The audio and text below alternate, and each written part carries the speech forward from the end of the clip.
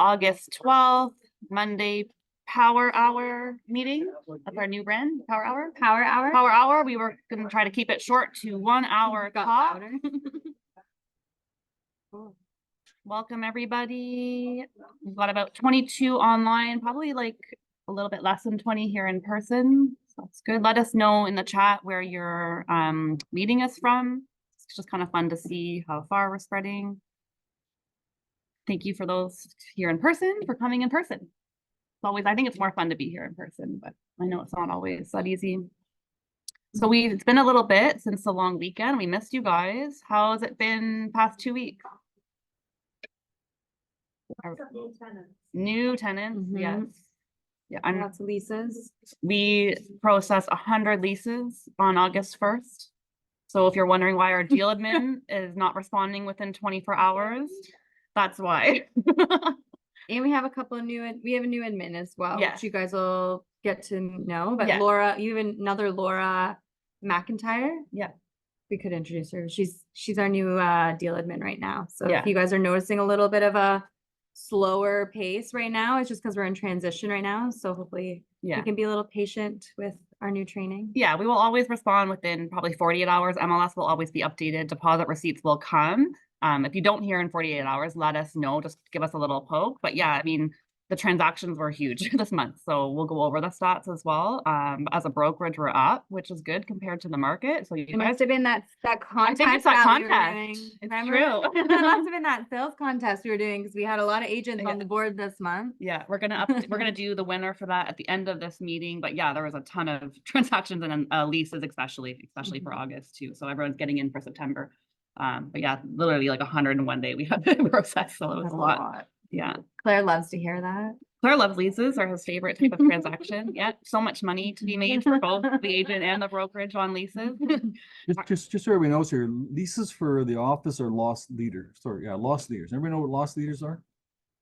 In retail business there, if you buy anybody bought water at Costco and it costs $1 a bottle, right? They're selling it at a loss, right? Because they want you to go into the store and buy something else. Right? So leases for us are lost leaders, but we depend on you guys to take those clients and turn them into buyers and sellers later on. So we're investing in your future. So just make sure you've got your CRM going so that you keep in contact with all those people because they are eventually going to buy. Yeah, they do. Yeah, we know they do. So. It's good. Anyone do open houses? I didn't see a ton in our list. I know Shiv had some. You did last week. Yeah, how did it go? On the long weekend? Oh. No offers. Did you have an offer, Nate? Yeah. Oh. Okay. Okay. Yeah. I have one call set. They checked for 1.65. I thought there was no response. And 4 days, 20, 21. No. So it's like hit or miss right now, eh? Depends on the product. Is it like a really fully renovated, ready to move in? Power sale. 5-bedroom, 4 3,250 above now. Yeah, so they have to sell. I'm pretty sure the house was occupied by Sopranos originally. It's a power sell house, and whoever was there took out every single door inside, took out the plumbing, took out the kitchen sink. Okay. Is there a house left? Yeah, no appliances. Yeah. It's a 7-year-old house. Yeah, wow. Interesting. That's new. No, but looking at the price, I never thought there will be any choice. Yeah, Interesting. but they're showing. That's good. Yeah, so if you're looking to do an open house, let us know. You'll see a lot of messages in the WhatsApp group, and then if WhatsApp group fails us, we'll go to Broker Bay, so it gets to everybody. But if you're looking for someone to host or you're looking to do one, we've been getting a lot of questions in August to get some help. We know it's a slower time, so people are doing their own thing. But yeah, if you want to, there's no people looking to get open houses done for them. So with that then, Claire. Okay, so let's go to stats then. Yeah. Okay, so stats so far. So where are we into, what's today's date? The 11th? 12th? 12th. Okay, so just going back, we didn't have a meeting last week. So sales for July were okay for the summer market, right? But we've got about 5,400 sales, are up about 3% from last year. So we're actually up a little bit. As we're saying, there's some people are up more, some people are not as much, but the market's, it's typical summer market, right?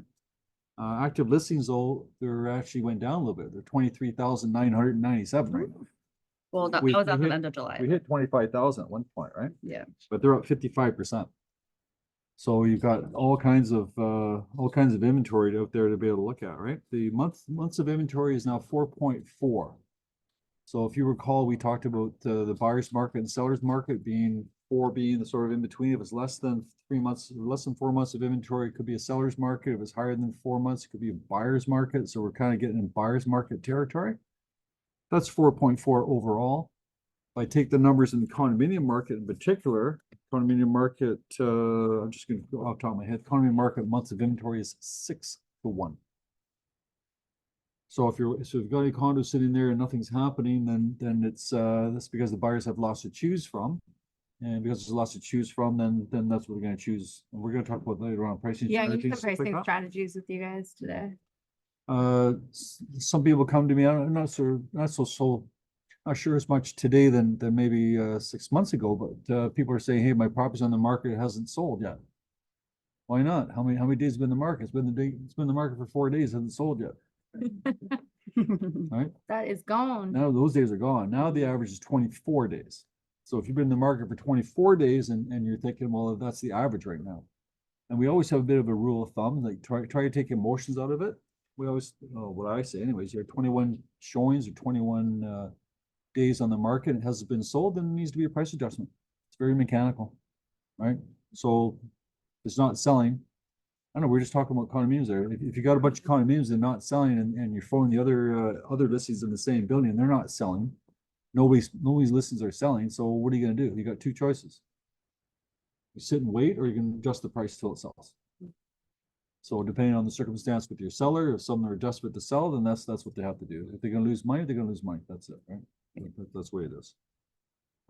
So 24 days on the market, listed sales ratio 99%. So it's still pretty much going at the asking price, which tells me if they're selling for 99% of the asking price, that means that people are reducing their prices to sell. Mhm. You follow me? So if they weren't reducing the price, they're not going to sell. So if you're sitting at 105% of the market value, and market values are 99%, it's not going to sell. So it's basically pricing, right? Number of sales year to date, minus 4.6%. So we're still down about 5% from sales last year. And last year was probably the least amount of sales that we had in probably over 20 years, right? So it's down quite a bit. Average price 106. Last year was 116. So it's only down 0.9%. It's down $10,000 from last year. So that's not too bad at all. If we do compare the price though and the units for 2024, 5,391 units. That was the second lowest month for units since January. And January is sort of a slow month anyways, right? So it's second. So I think that a lot of people, I don't think it's the economy. I think it's just a lot of people are on vacation. Mhm. I just have a feeling that just people aren't Mhm. just We're not, tired. they're not in the mood, right? People Yeah. aren't in the mood of doing anything. I don't think it's anything to do with the economy. I just think it's the summer market and just people are just hanging around, right? Yeah. Yeah, so that's it. So I think the market's fine. We're getting ready for the fall market. But let's get August over first, right? So the stats are okay. I think the price is okay. I've got Varan here. Varan, you're shaking your head, saying it's a little bit slower for you as well, and because of the summer market. But do you find people are getting active?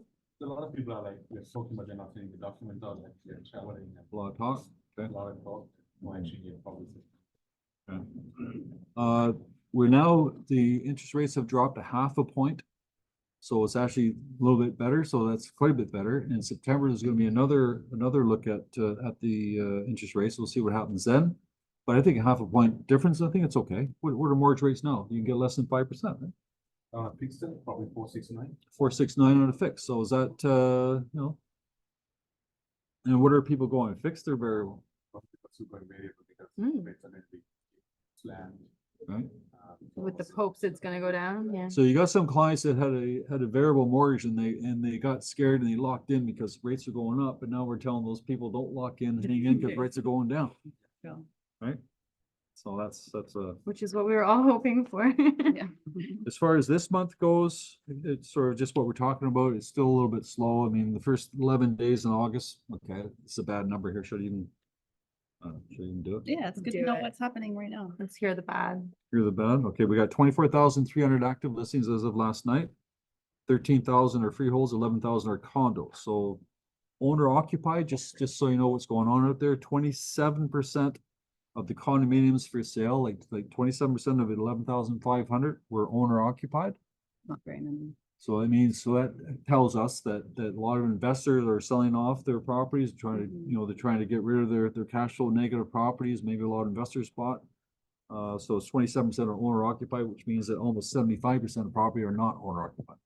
A lot. So that's a lot of people are bailing, which goes back to condominiums. Guys don't want to sell their condominiums because they're not making a profit. And the reason why they got in that business was for profit because they're investors. So I can see where they're at. Freeholds on the other side, freeholds, almost 50% of the properties listed on freeholds are owner occupied. Show you the difference between the freeholds and whatnot. Mhm. Sales, unfortunately, for the first 11 days are down 27%. Freeholds are down 21% and condo sales are down 35% from the first 11 days last year. And even the first 11 days in July, what did I say? July was the second lowest month of the year. So, August sales versus July sales are down almost 30%. So I see what's going on. Leases, 13,000 active leases, 8,000 are condos, 6,000 are freeholds. Lease sales are only down 1% for condos, only down 5% overall, and down 16% for freeholds. So it's only down 1%. So people are still renting, but they're just not renting as much as they did before, and there's more inventory out there, but still it's out there. So anybody here, you guys having a hard time renting? What's going on in the rental market? You having a hard time renting? So I think the renters have the same situation. If you gotta look at that building and whatever they're selling for, you want to be the cheapest, I guess, right? You go from there.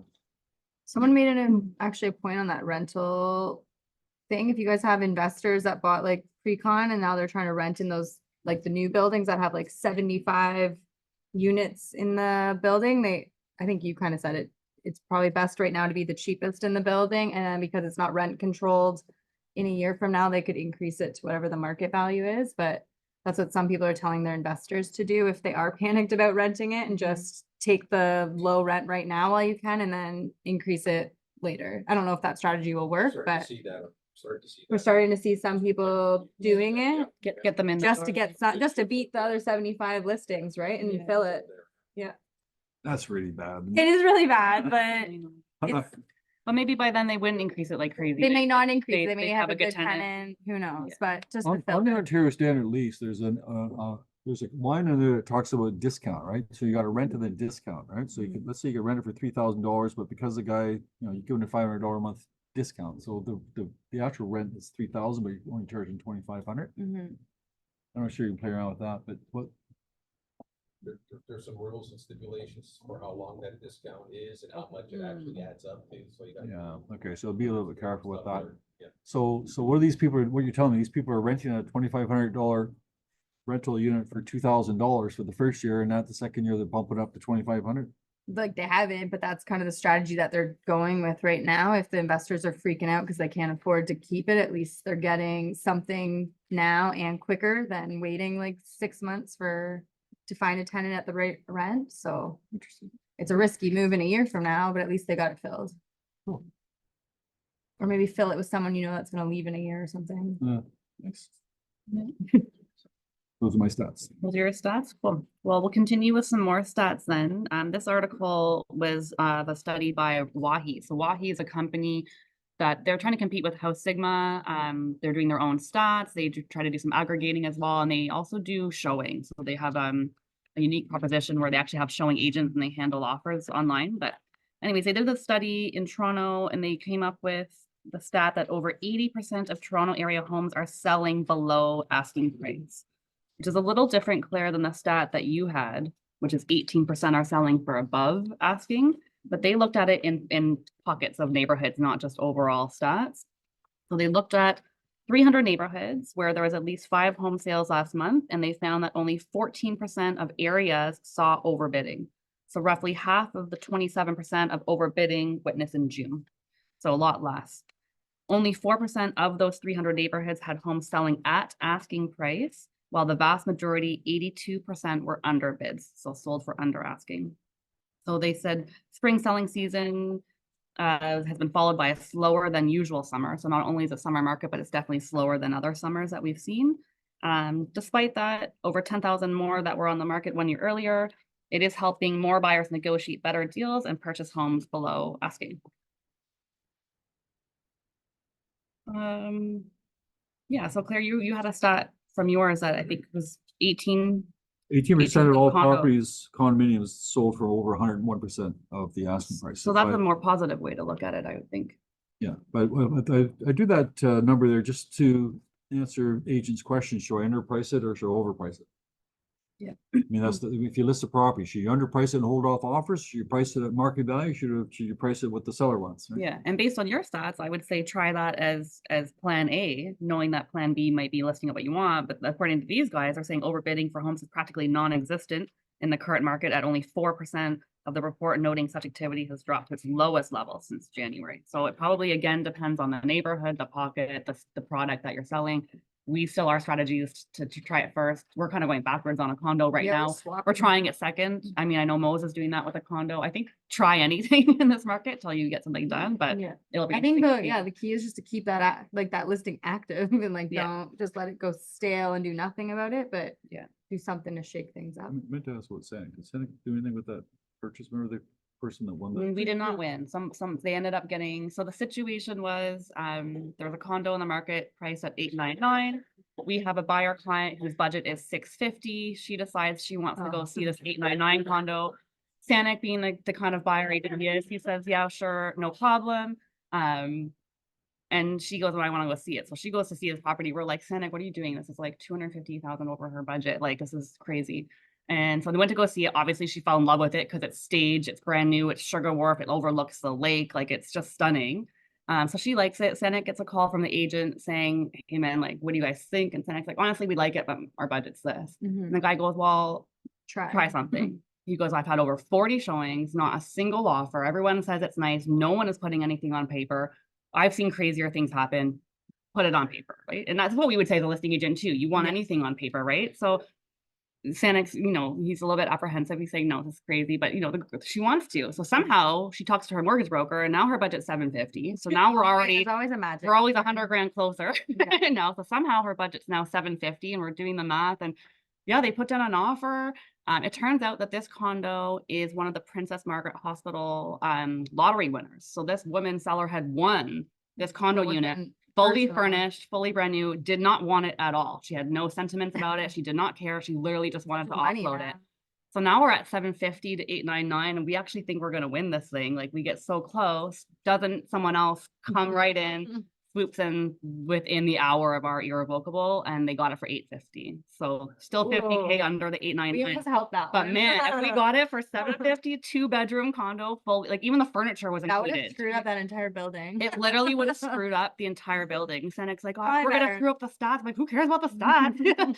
Get our girl in. I think it's firm now. We should check because we were next in line if it didn't go firm. It's like But somebody winning the lottery twice. literally, that's what it would have been like. Yeah. And our girl's like, I manifested this. She thinks it's like Yeah. crazy. But Well, speaking of screwing up the building, because we have a listing in Fort York area, and we just dropped our price to $499 for a 1+ den from what, $650? 650, yeah. And an agent calls, he's like, what are you gonna do? He's like, what if you sell it for that and then you screw up the price for the rest of us? But like, he's panicking because his is also not selling, so no one's, and he also has a bank sale that he's got to get it through. Yeah. But we're like, we're not gonna try to like screw the market, but like But we gotta also have to this sell, thing. yeah, and that will become the market price. And unfortunately, that's how the market Yeah. is driven by whatever the last sold is, right? In Yeah, that so area. it's- So hopefully there's not too many desperate yeah. condos. But crazy things do happen. So if you have clients like that, try, go for it. I don't know. We're all helping each other anyways, bring in offers and get things done. So it didn't work out for us, but it was still a fun thought that she might be able to win that condo.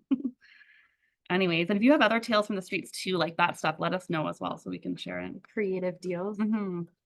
This is not really a news story. I'm not going to dwell on it too much, but the headline is Ontario experienced a decade's worth of population growth in just 3 years, but we cannot support the growth without building way more homes. So We got lots of condos. so we know, available. yeah, we know the story. We have tons of condos, tons of immigration, not enough housing.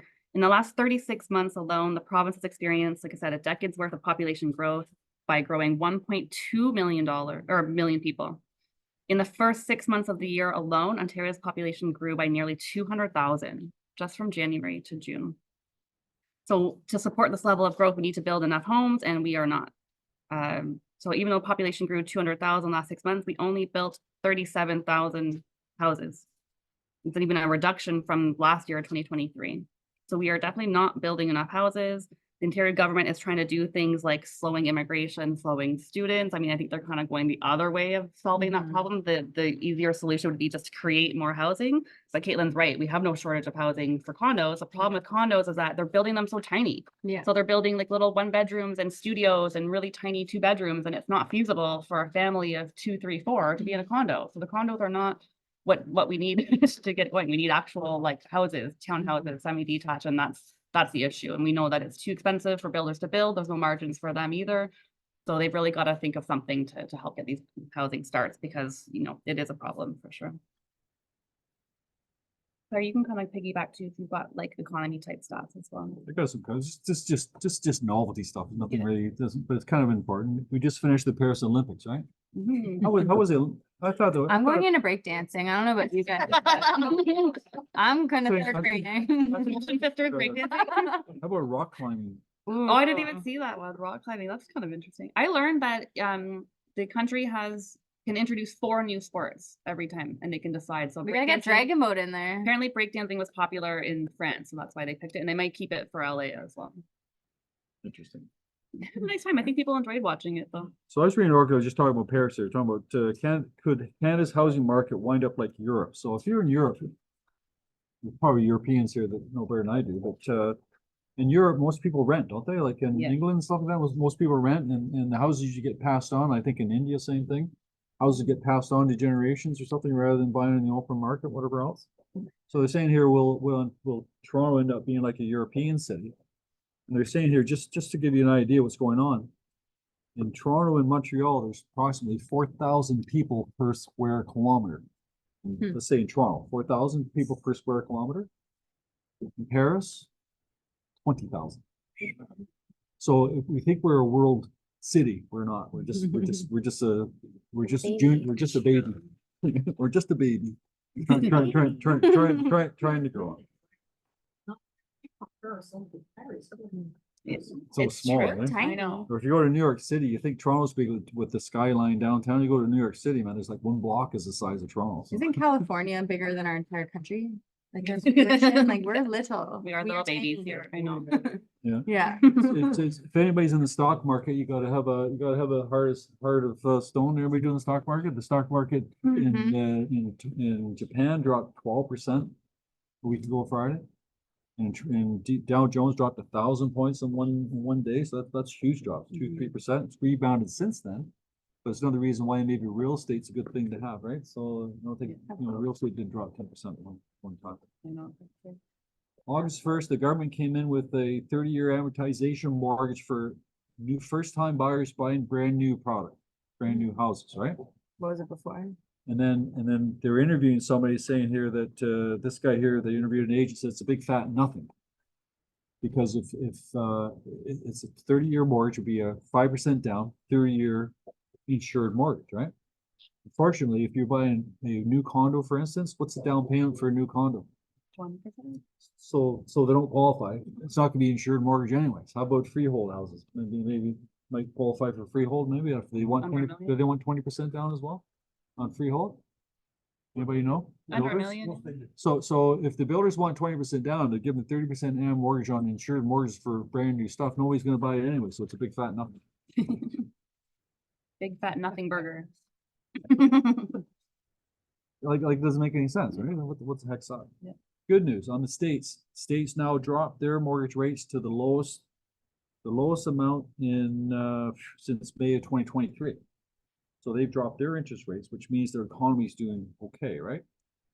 Actually, no, take that back. Economy, the interest rates drop means the economy is not doing as well, and they're trying to stimulate the economy. So a lot of people here are saying, hey, we want interest rates to drop another half a point, another point. If interest rates did drop another half a point or a point in Toronto, that would mean that the economy sucks. So be careful what you wish for. Mhm.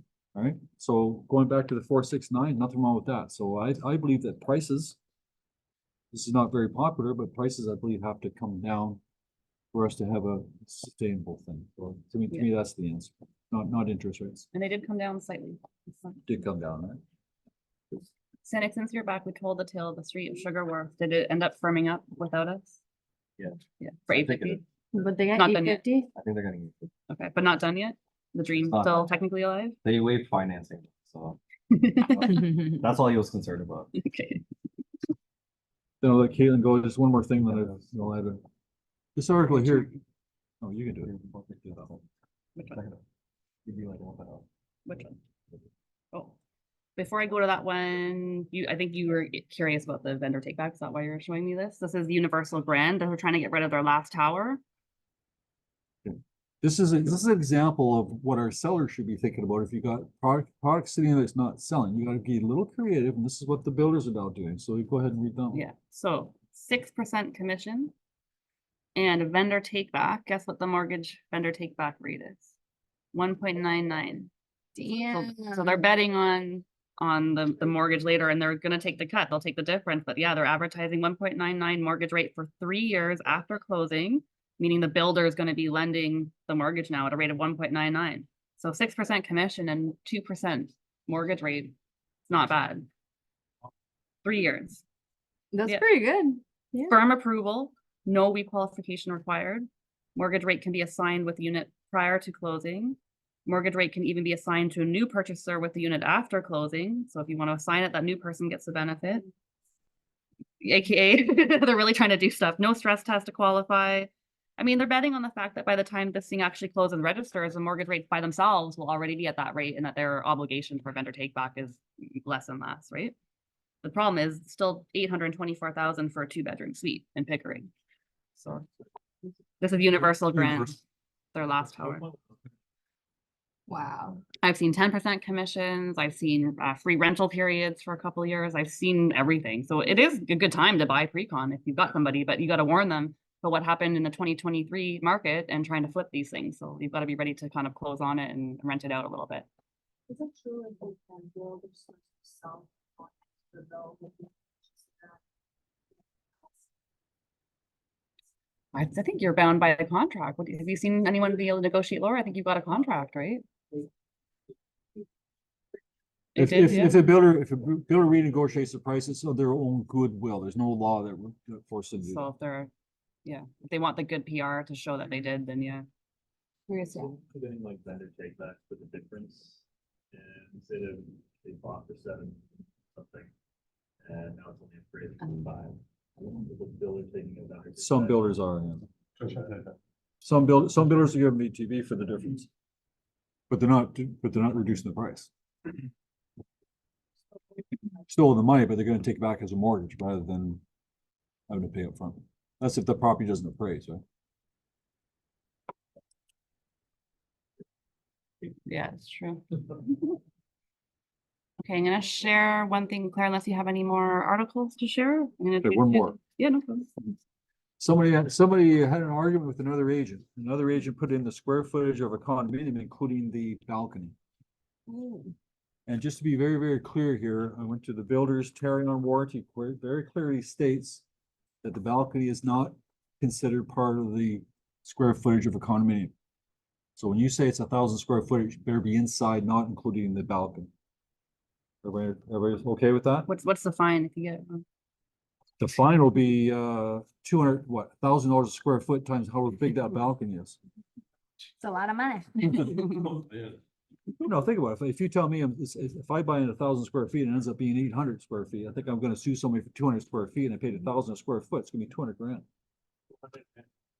Right? And we can purchase the square footage too as a buyer's agent to double check as well, right? Just so I know some people get smart and they think, well, I'll make mine a little bit, I'll include the balcony because that's part of the balcony. No. Mhm. Doesn't work that way. You can also, I think down Saturday. What you're supposed to do is, yeah, you put 800 square foot plus 200 square foot balcony. Yeah. But you don't put, you know, but agents Mhm. do, so just be aware, right? A lot of them do, just be careful. So the official thing is right here, it's builder's bulletin, so. So on that note, don't guess or assume details. So don't take things off the past listing because we don't know if they're correct.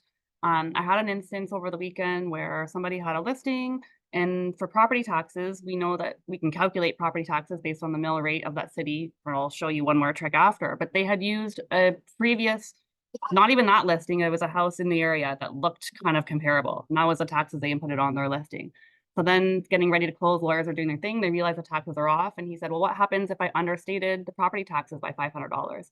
And I said, get ready to pay $500 extra for the next 5 years out of your commission. And is 5 years being generous? Could it be 10 years? We don't know. That would be negotiated with lawyers, right? But that would come out of your commission because that is an error on the listing agent's part to make sure those taxes are correct.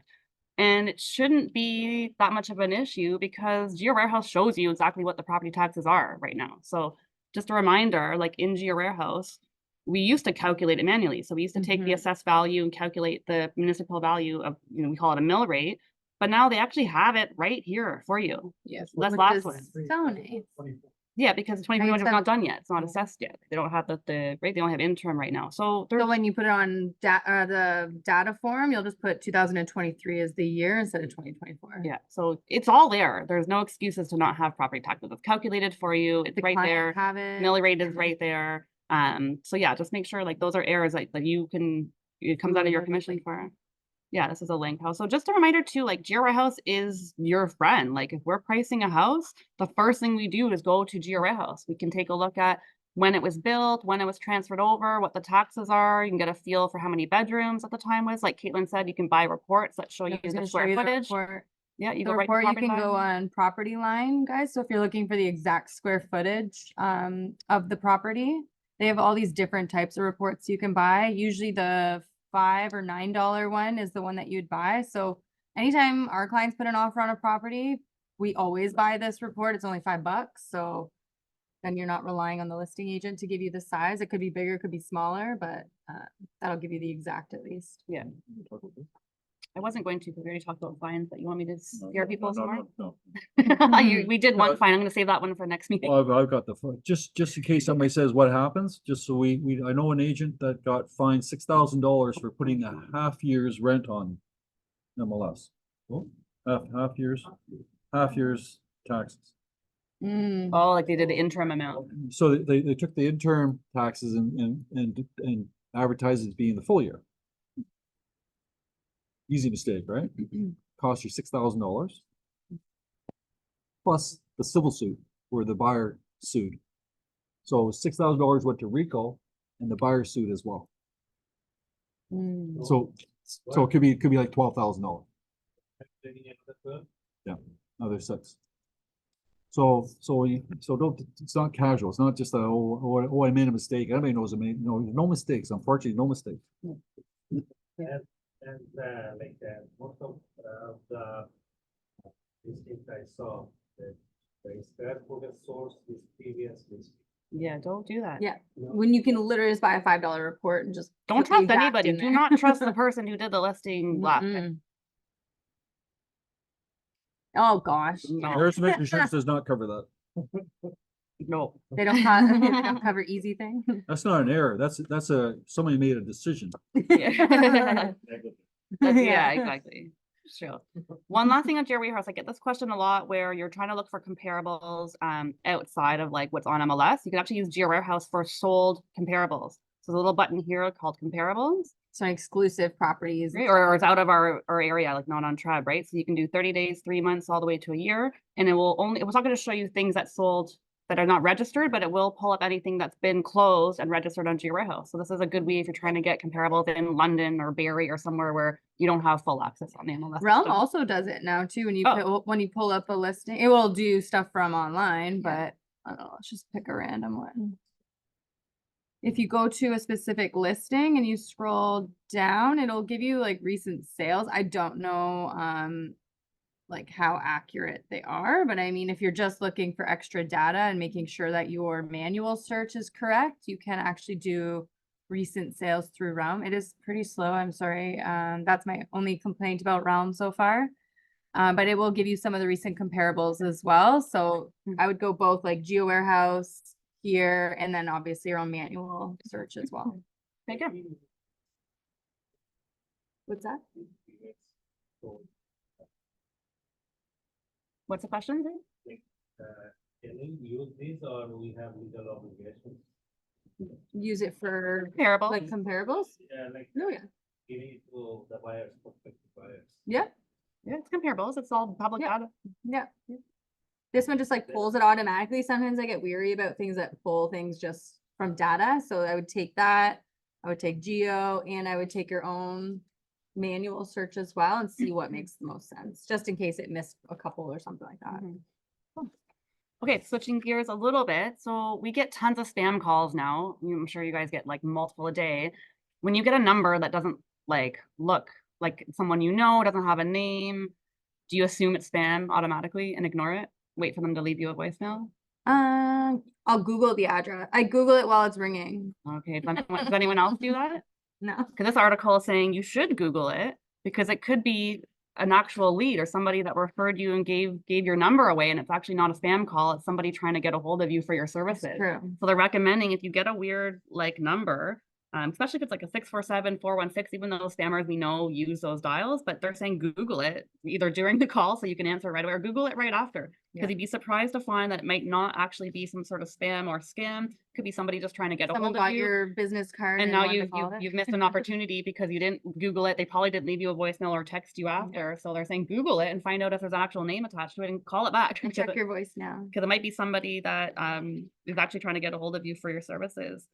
All of this, like one-way calls. One-way call, yeah. So sometimes the new scam thing is they use other people's real live numbers as a dialer to call you. So you'll call that person back and they're like, oh, I wasn't trying to get a hold of you, but they actually are a real person.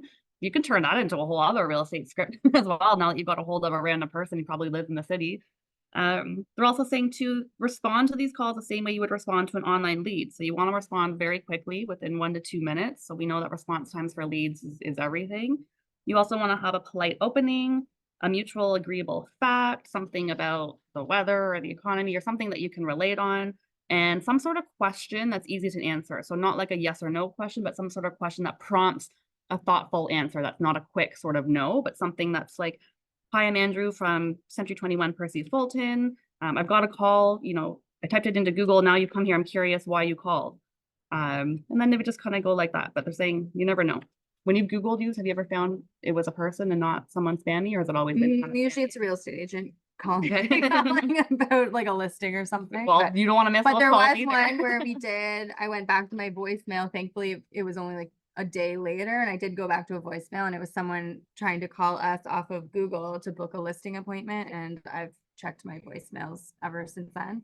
Same thing with DMs. If you guys are doing the social media strategy, don't forget to check your DMs and the message requests and stuff like that, because sometimes I've had agents say social media doesn't work, and then we whipped open their Facebook Messenger that they never downloaded, and there was leads literally just sitting in there from like a year ago that they missed. So check your messages and your emails, check everything. What the article is also saying is kind of cute. So who calls their clients? Who phones their clients? Who like cold calling? Who cold calls? Who phone calls? Who uses the phone, right? And chances are that unless they've got your name in their address book, when you phone them, your phone number is going to show up only, and they're not going to pick it up because they don't know who you are. Yeah. And then somebody like Katelyn's going to Google it to see who you are. So what they're saying here is, why don't you create Have a caller ID name. have a caller ID name, number one, but rather than your phone number showing up, have it personalized, saying that's Claire Fulton calling rather than my phone number. Yeah. Or go on Google and put your phone number in there and say, what did it say? Is it me? So you put your phone number in there and you say, did such and such just tried calling you? That was me. Mm. I do that myself, do you not? I'll I'll put in a phone number and it'll give me somebody's webpage and it'll go in and go down to their books. Why not create a landing page that has that, Oh, yeah, I see what you create a mean. landing page that has that phone number, say that this number call you was me. I'm not a scam. Not a I'm a scam. real estate agent. I thought that was That's cute. cute. Except for real estate agents, so people will be like, oh. Yeah, and setting up the call display is really easy. You just do it in your Rogers profile, or you call them and you can ask them to say, you know, Carly Fulton Real Estate or whatever you want to say. Yeah. In your display name. I've seen really fancy things. Clayton's got some sort of fancy Google Maps thing where, because the office number here is not saved in my phone, it's just like I know it off by heart, but he somehow tied the number to say Clayton Lund Real Estate. So every time he called me, it shows up as like our office number, but Mhm. somehow his behind the scenes, it's like coded to show our office number they with don't his have his name. phone number? They don't have his real number in case he's doing cold calling, but it's still linked to a real estate office. So if you find yourself phone calling using your cell phone and they're not picking up, then maybe you might want to personalize it. Cool. Good. All right, over to We're you. done.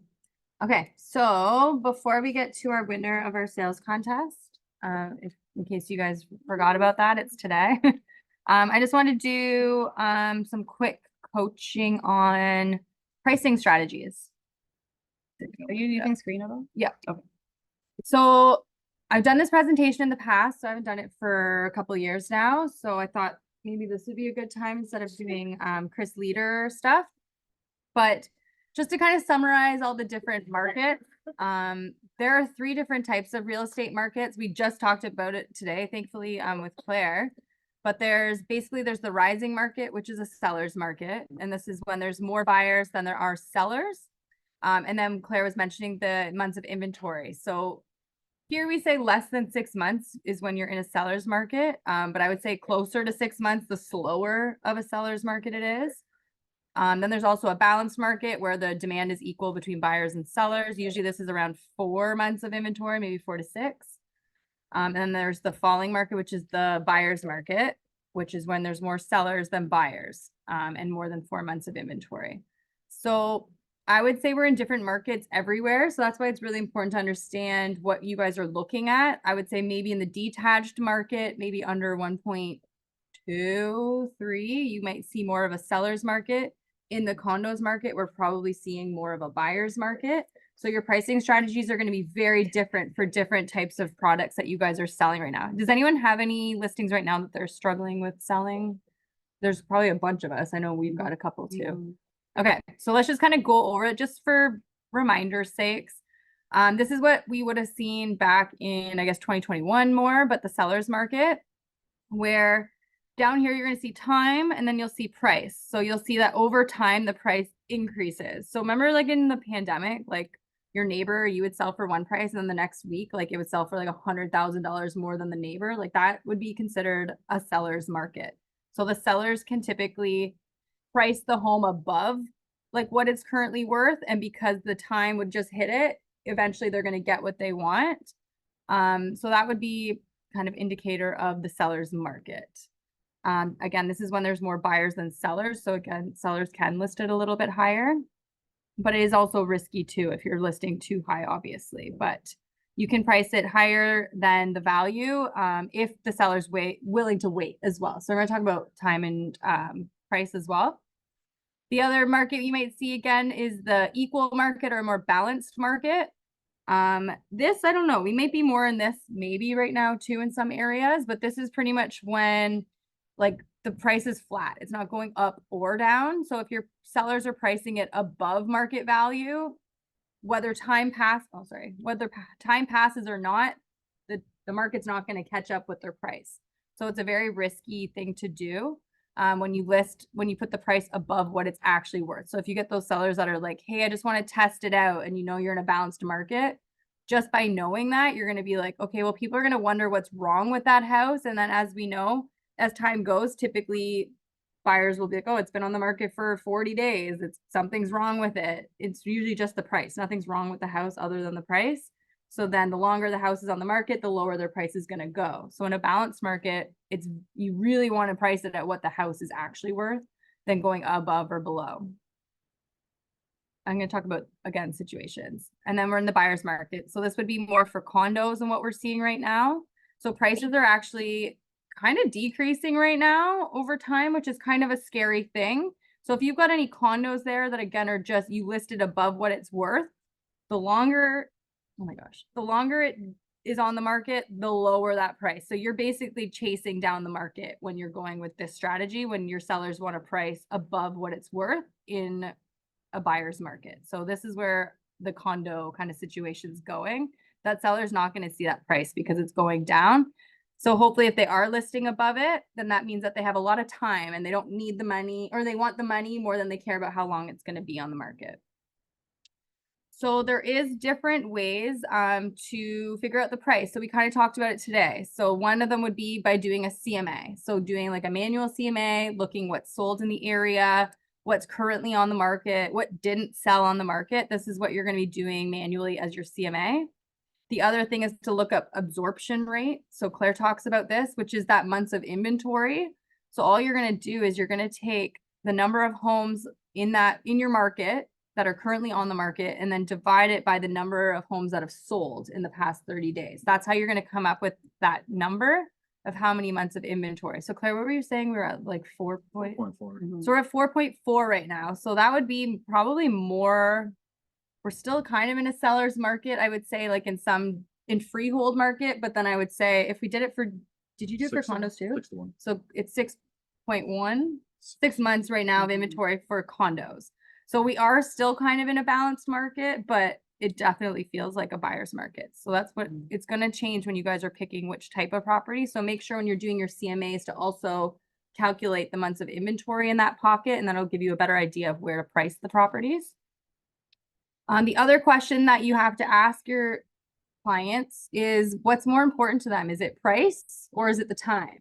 Most of them are going to say the price is the most important until they realize like 30 days goes by and then all of a sudden they're panicking and you're like, okay, well, was time more important or is price? Because we've got some clients that, yeah, they're just testing the market and they're just going to throw their house up there. If they get what they want, they get what they want. Doesn't matter what time. And so in that case, you got to figure out, okay, well, is that price, is the time, as the time goes, is the price going to keep up? We'll see. But then we've got lots of clients right now that can't afford their mortgages right now, and they've got the banks on them. And in this case, the time is more important. So this is also going to be part of your strategy on how can we sell this thing as quickly as possible, right? So we do have to ask your clients on what is most important and why they need to sell. Like, did they already buy something? We got to sell it quick. Is there a divorce? Is there a death? So we really do have to get in on why they're selling and what's important for them. The other thing we got to look at is who's your competition. So don't forget, yes, these other properties just sold, but when you go on the market, who's also on the market? Who are we competing with? Because sometimes we don't even pick the price of our listings until the day before we go live.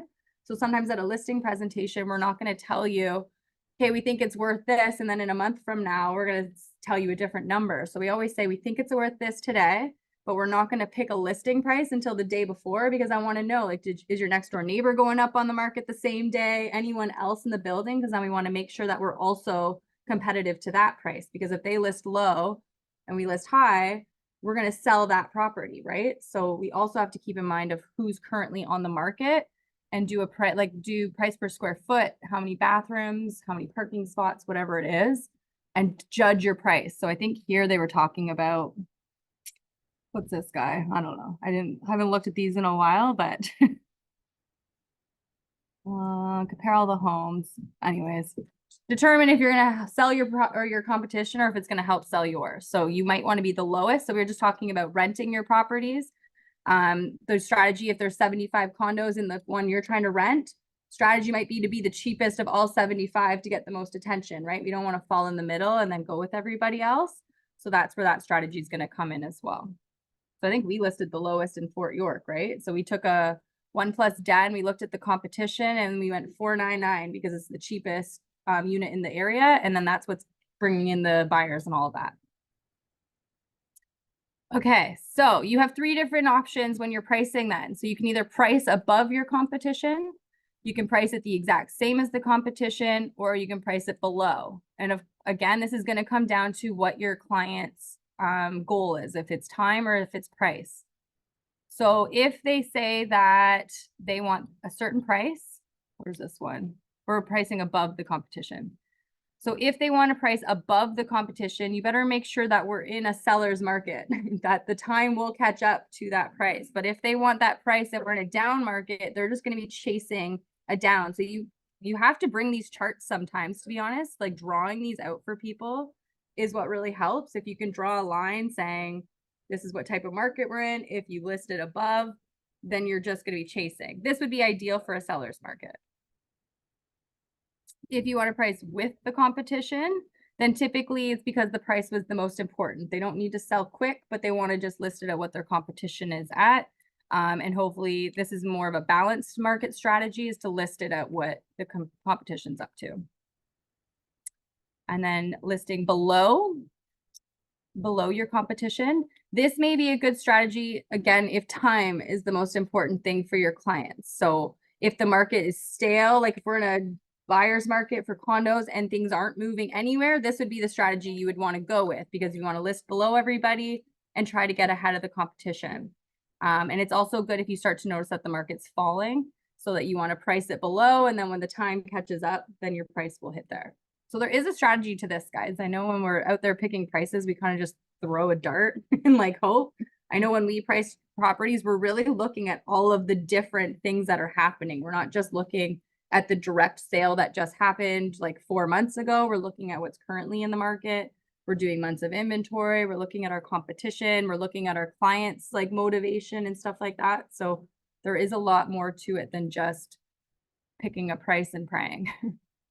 So I think that's pretty much it. Is there any questions on that? I know it's a lot.